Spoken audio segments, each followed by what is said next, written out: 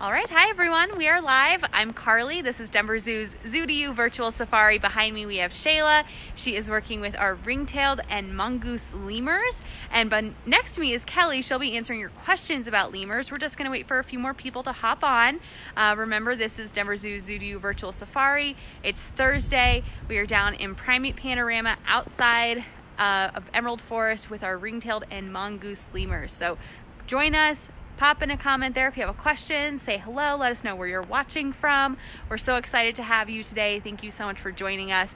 A reminder that donate button is live if you can and are able. If you can donate to Denver Zoo, it's such a need right now, so we really appreciate what you can do if you have the ability. We're also going to put in a survey midway through this live that you can take at any time. Just follow the link. It's really about getting that feedback about how you all feel about these lives and our virtual safari. So let us know what we can do better, what you like about them, and we'll definitely pass that feedback along. So I think we have enough people here to start. I'm going to turn it over now to Kelly. Hi, Kelly. Hi, everyone. Kelly's going to be answering your questions about the lemurs, and we're going to kind of explain right now what Shayla is doing with them. So our guys do reward-based training. So these guys really like craisins. So what we're doing is we would like them to get on the scale. So when they do, Shayla goes ahead and lets them know they're doing the right thing with the whistle, and then she gives them a reward. Catherine is one of our volunteers here at Denver Zoo. She says, hi, Kelly. Hi, Catherine. And happy Volunteer Appreciation Week to Catherine and all of our volunteers. We miss them so much. They haven't been able to come in, and I know they're sorely missed. Talk about how important volunteers are to you. We love our volunteers. They allow us to be able to do things like training and enrichment just simply by being able to do things like our diets. So we desperately miss them, and we can't wait till they come back. Our volunteers are so passionate. They dedicate thousands and thousands of hours of work every year to Denver Zoo, all volunteer basis. Some have been here 45 years. So we just really have a strong volunteer community, and I really wanted to shout out how important those volunteers are, because it is Volunteer Appreciation Week, and normally we would celebrate them here on site, but we're just going to have to do it over Facebook today. Hi, Jeanette. Thank you for getting a new membership. We can't wait to see you either when we reopen. So Lori's wondering, what is the lifespan of a ring-tailed or mongoose lemur? So ringtails, mid-20s is average. Occasionally we do see individuals that are 30. The interesting thing about this group is that all of them are over 20, except for our two young 5-year-old ringtails, which are actually these two in front that Shayla was just working with. So our guys are getting up there. It is actually Kermit's birthday today. Kermit is turning 24, so he's the one that's up here on the platform on the left.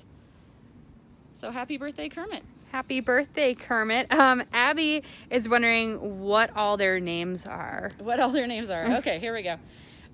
Zonker, Baldwin, Fozzie, Kermit, Jose, Adriana, and Waldorf is somewhere else. Waldorf is another ring-tailed or mongoose? Ring-tailed. Ring-tailed. What is the purpose of the rings on the ring-tailed?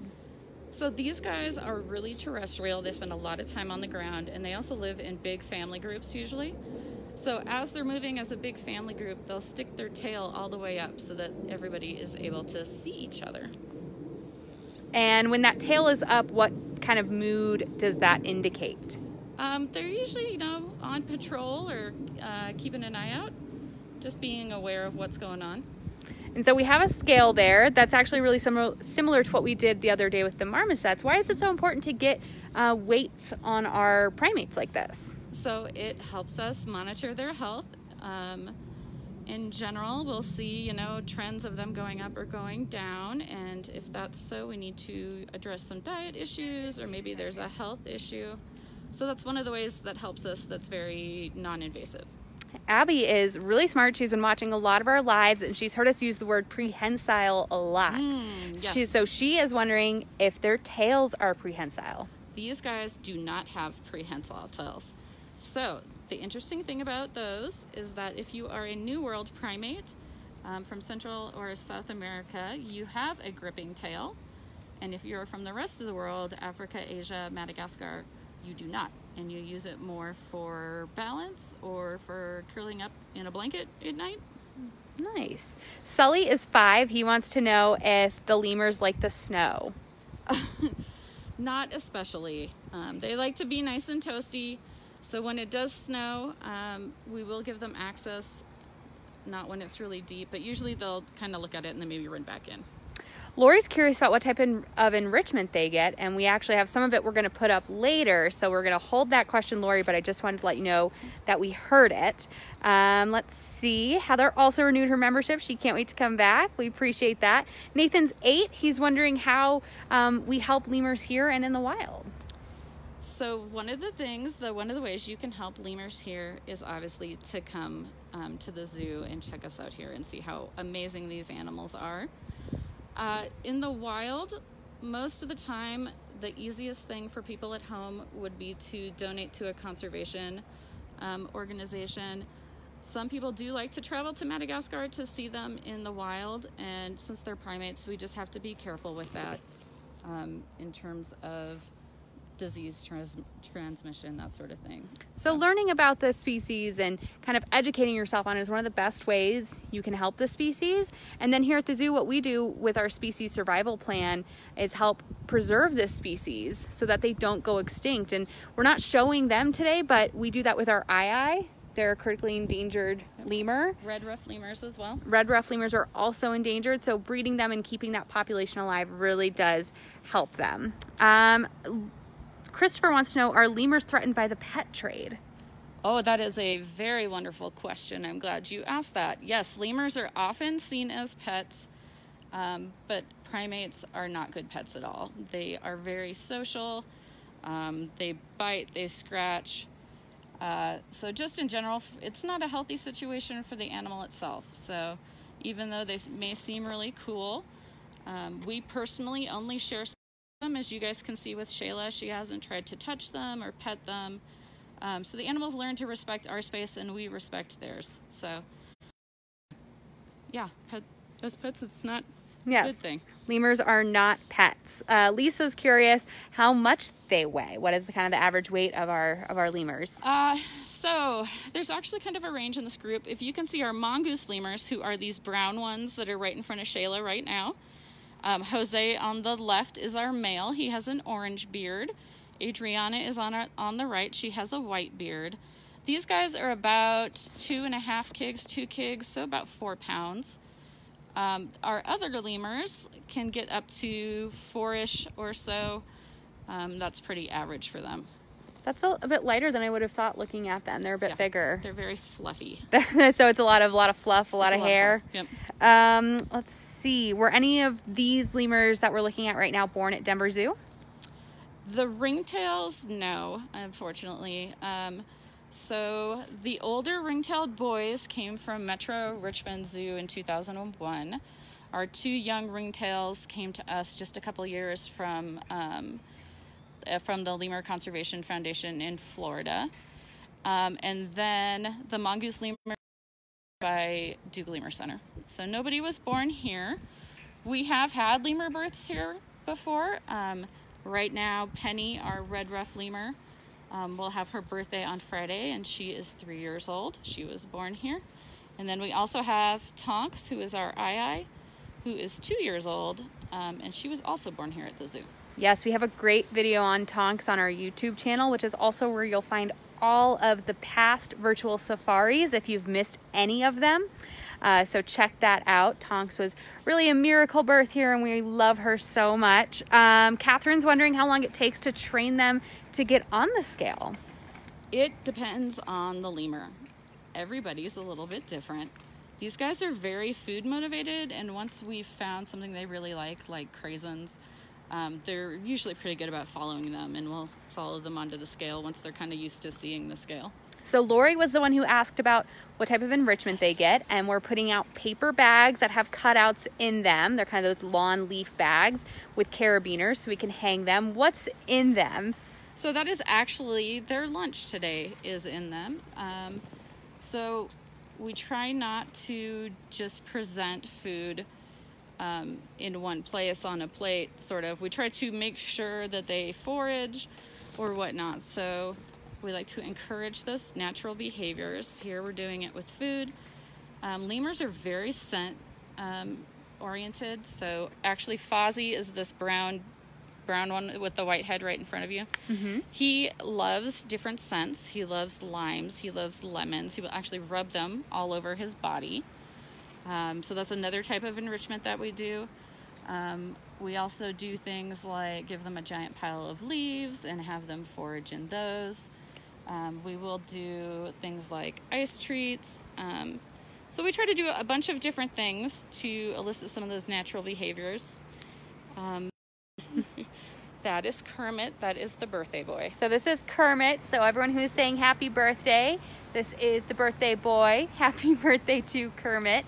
This is a great question. So we have food in the enrichment bags for them to get. A lot of people are wondering what they eat, and you've actually brought out their diet. So I brought in an example for everybody. So everybody asks about these. These are actually called Primate Biscuits. It's kind of like a dog food that is a whole meal replacement that's there. And then these guys also get a lot of vegetables. It rotates, so today is cucumber and bell pepper day. They get a little bit of starch, which is like sweet potatoes because it's a higher calorie item. And then they get some greens. Their greens, it depends on what it is. Sometimes they really love them if it's romaine, and sometimes they don't especially appreciate them. The big thing about their diet, though, is that they do not receive a lot of fruit. So the amount of fruit that these guys receive is actually in the amount of craisins that they get every day for their training. So the craisins are a reward treat. Yes. Not part of the standard diet. So there's your diet. Everyone's always curious about what they eat, how much they eat, and there you get a good look. Minus the Primate Biscuits, that looks like something we'd all eat at home. Yeah. Have you ever tried a Primate Biscuit? Just like a little bit? Yeah, I have. Yep. That's pretty typical. We talk to a lot of keepers. They, if it's safe for the primates, it's safe for us. So is this Kermit again? Yes, that's Kermit. I'm very curious. Curious Kermit. Keep sending in your questions for our keeper Kelly or Shayla about some adaptations. Oh, Abby's wondering if we have ever measured their tails and how long they are. I have not ever measured their tails. I do know that supposedly all of them have 13 stripes. I have never counted them myself, but that is what I have read. So if we get close to one, then we can get a good 13, like, of one color. So 26 or just 13. I've just read 13 stripes, so let's see here. 1, 2, 3, 4. Kind of hard to count. It looks like at least 13 black. Yeah, so we're trying to count the stripes right now. Oh my gosh, You have 13 as well, so. Who is this? That is Kermit. Still Kermit. He sees a part of diet in Kelly's hand, so it's his birthday, so. It's his birthday.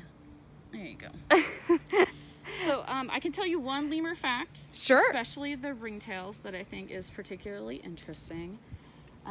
Everybody is really excited about lemurs because of the Madagascar movies that have come out. We have a lot of comments saying, I love lemurs because of Madagascar. So it's great. It got the lemurs exposure. But one of the most interesting things about those movies is that everybody knows King Julian.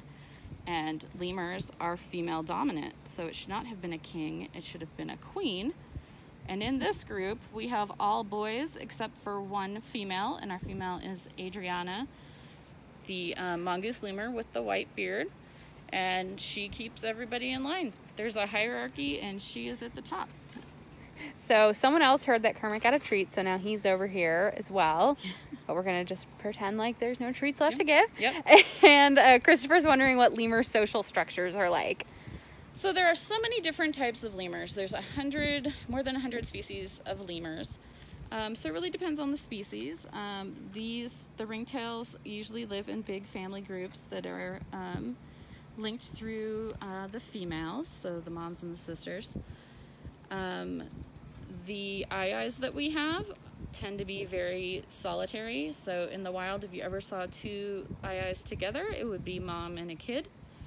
So everybody is a little bit different. They are all adapted for doing different things in Madagascar. So that leads us to just different types of social groups and feeding types and all of those sorts of things. So what you're looking at here with our mongoose and ringtailed, it's a very social species. Yes. Yep. And what is it that allows us to let the ringtailed and mongooses cohabitate? So we like to have primates in groups, and as you can see, Fozzie is this brown one. He's the odd white-headed brown lemur. So we are able to keep them together because it's a nice social group and they get along, and we don't like to have lemurs by themselves. So they can get along even though they're not going to breed or anything like that. So that's a good question. So Adriana is older. At one point she did have a breeding recommendation, and she no longer does because of her age.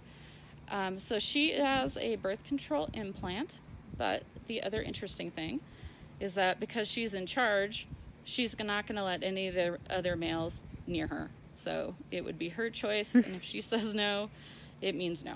She is in charge. Wendy's wondering how high they can climb. We have a pretty high habitat here for them to go. All the way to the top of those trees and probably more. So we've had to kind of keep them short because we don't want them going too high. We don't want them leaving us. Yes. So they can climb. What is it that makes them climb? Is it to avoid predators? It can be. Here, these guys love these trees in here. They climb up to eat all the buds and the leaves to the point where they have actually killed one or two of these trees that we're going to have to replace. But it's because they love to get up in the tops and eat leaves. Obviously here they don't have predators. Sometimes if they do hear something like a hawk, they'll all run up into the trees and alarm call. But yeah, they pretty much just do normal primate things. So from here you might be able to tell that they don't have that really long finger the way eyes do. So in the wild, does their habitat include bugs? It can. Some ringtails at other zoos do eat like mealworms. Our guys tend to have no interest whatsoever. So we have not found success with mealworms for them. No. Lydia wants to know, why do they have beards? Why do they have beards? That is just part of their coloration, and that particular species, it's easy to tell girls and boys because of that beard color. Does not happen in all of the different species. In fact, ringtailed boys and girls look very similar and can be difficult to tell them apart. Hi Karen, we don't have any new babies here. We have a 3-year-old red ruff lemur, but we have all boy ringtailed lemurs, so we're not going to have any baby ringtails. How can you tell? I mean, is it easy? We don't have a female in here, but is it easy to tell male and female ringtailed apart? They can definitely be more difficult. It's one of those ones where you can know for sure if their tail is up.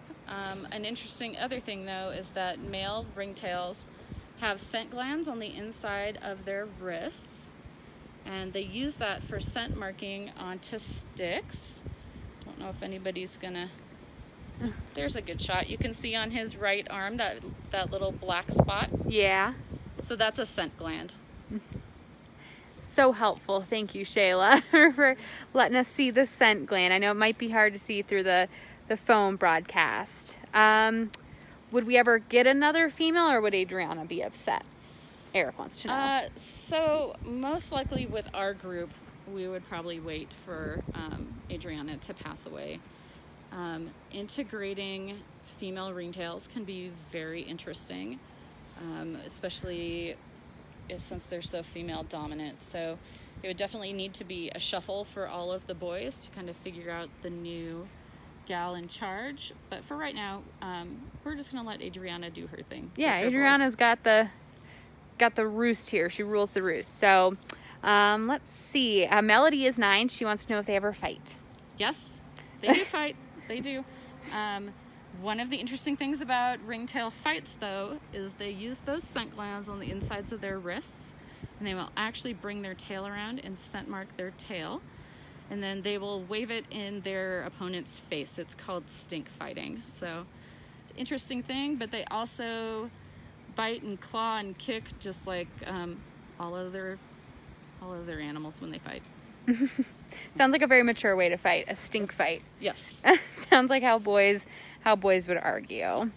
So let's see. Eliza's wondering how we decide which animals we breed. It all comes down to the species survival plan recommendation, Yes. their age, how prevalent is that specific individual's genetics already in AZA institutions. So a lot of factors go into it.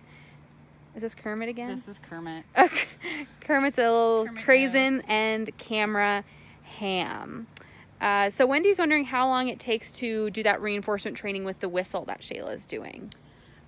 These guys pick it up very fast. It's really the food motivated animals that just simple as that. You will hand a treat to them and start whistling right away. Do a whistle right away so they know that whistle means food. But as long as you can find the one thing your animal really likes more than anything, they usually pick it up pretty quick. Yeah, there they go. It's interesting. I feel like they spend a lot or an equal time sort of in the tree and on the ground. And whereas a lot of our primates are either really arboreal or really terrestrial. Yep. It's true. Abby's wondering if there's anything specific that helps you tell them apart. We have so many animals that look so similar just to the average guest, but our keepers know them. Yes, everybody looks a little bit different. Kermit in particular, well, his name is Kermit because he's kind of squat. He also has, if you look on his left hand, his pinky is actually, was broken and healed into a funny, we call it a T finger. It's like a British T finger. So when you're first learning to get to know them, you can look for his finger. Waldorf, who is actually this one back here by the paper bag, has a different face shape that you just get to know. He also has a funny little mass underneath his scent gland on his chest. So that's how we tell him apart. The other two ringtail boys are the young ones, are the 5-year-olds. With them, we actually use tail tip when you're first learning, and actually this is really great. You can see Baldwin on the structure next to Fozzie has a blunted tail tip, and then Zonker down here in the paper bag has a long tail tip. So after a while, they all start to look different, but that's kind of where we start. Waldorf there is just kind of hanging out. Yeah. Lala is 9. She watches every day. So hi, Lala. We're so happy you're here. She wants to know if they stink like a skunk. Ooh, not like a skunk. They are very smelly, but definitely not as potent as a skunk. Let's see. Karina says, do they like to move it? Our guys are old, so maybe not as much as people would think. They're not partying down. I mean, they're playful. A lot of people are wondering if they play and kind of what that looks like. So our older guys, not as much. It's kind of about food and sleeping and keeping warm. Our younger boys will play, and it's kind of a lot of wrestling, displacement, kind of pushing each other around. So it's actually kind of play fighting sometimes. So. Hi, Katie. We do have a dominant female in the troop. It's Adriana, and she's the only female in the group, and she is in charge. Let's see. We have a lot of... There was another good question I wanted to get answered. But what's your favorite part about working with lemurs? I love working with lemurs. One of the interesting things is just that there's so many different types of lemurs. Over 100 species only found in Madagascar. They're all adapted to do different things. So everybody has a different personality as well, but having different species and working with so many different species really keeps things interesting. Yes, it does. How Claudine wants to know how we can tell when they're scent marking. Oh, so they will take those glands in their wrists and they will just scrape on. There you go. They will kind of use that horny callus and they will scrape onto the trees. So that will kind of transfer that stink into the... So if you're looking, those little pieces that are kind of coming out a little bit up his arm, those are the scent glands? Yes, and so he will use that and scratch into some of the trees.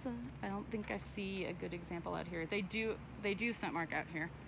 Maddox is wondering why they fight. As kids, as humans, we have a lot of reasons. We wrestle and play with our siblings, but why do animals decide to kind of So, tussle? very much kind of like people. It could be over a resource, which would be, you know, like food. It could be over territory. It could be over a mate.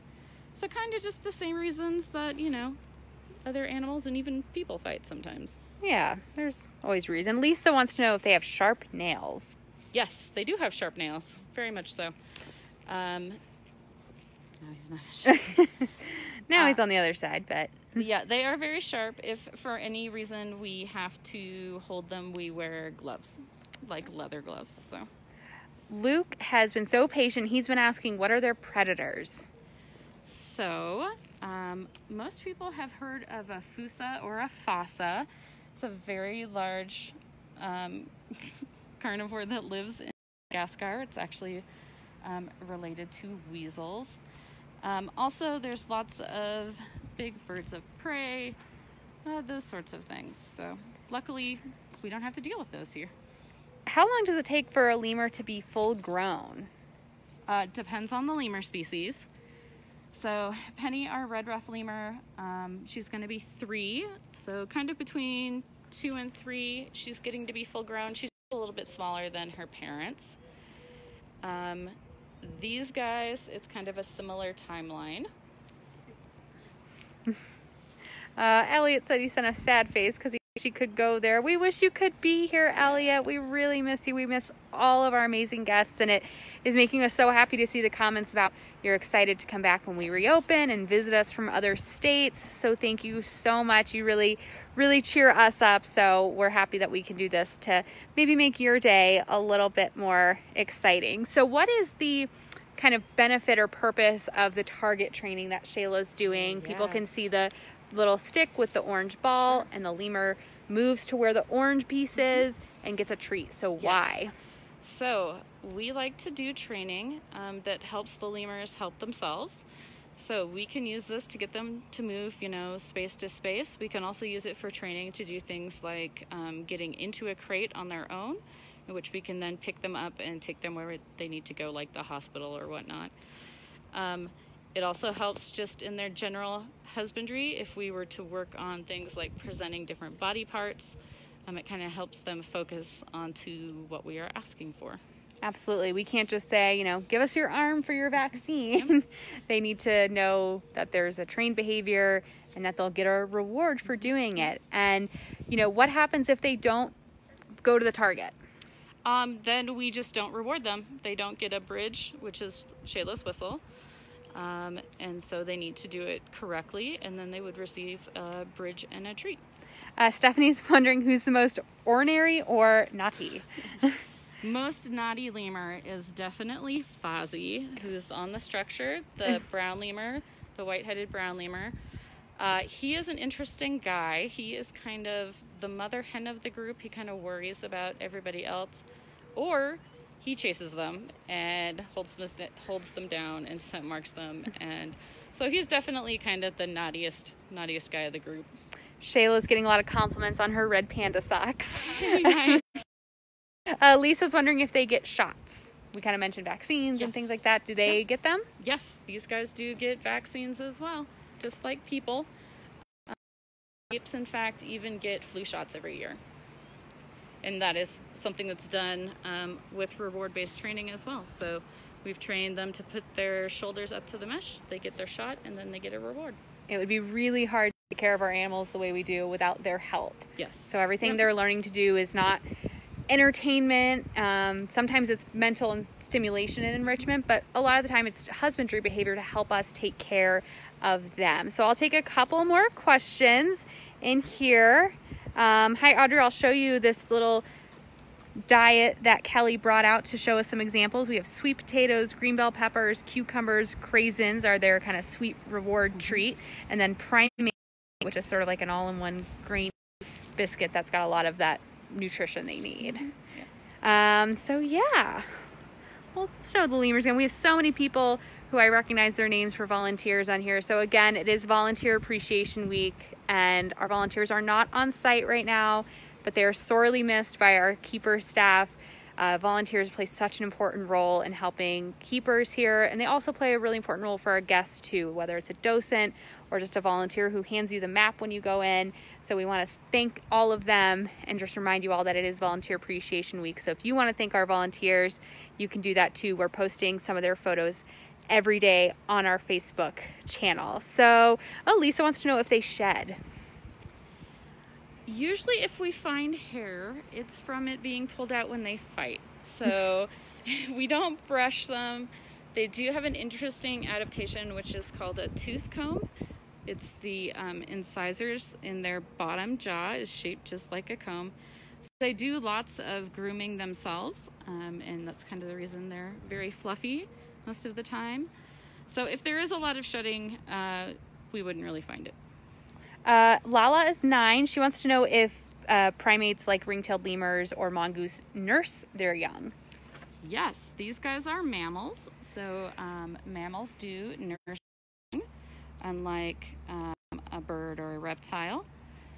An interesting thing about that question is that our eyes, as odd as they are, actually have nipples down by their hips instead of up on their chest. So it's just another one of those odd adaptations. Also, it's not always just 2 nipples. Red ruff lemurs or rough lemurs in general can have 6 or so. All right. I hope that answered your question, Lala.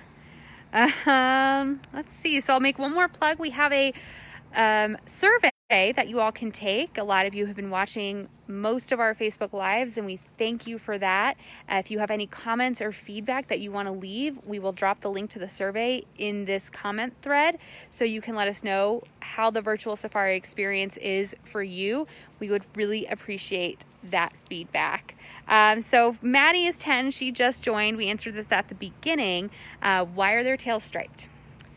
Tails are striped for communication, to help keep families together when they're walking around in the forest. So it's a very cute thing. They stick them straight up and they can just keep track of each other easier that way. I've never seen a primate just sit so casually. Yes. It's like, his hands on his knee.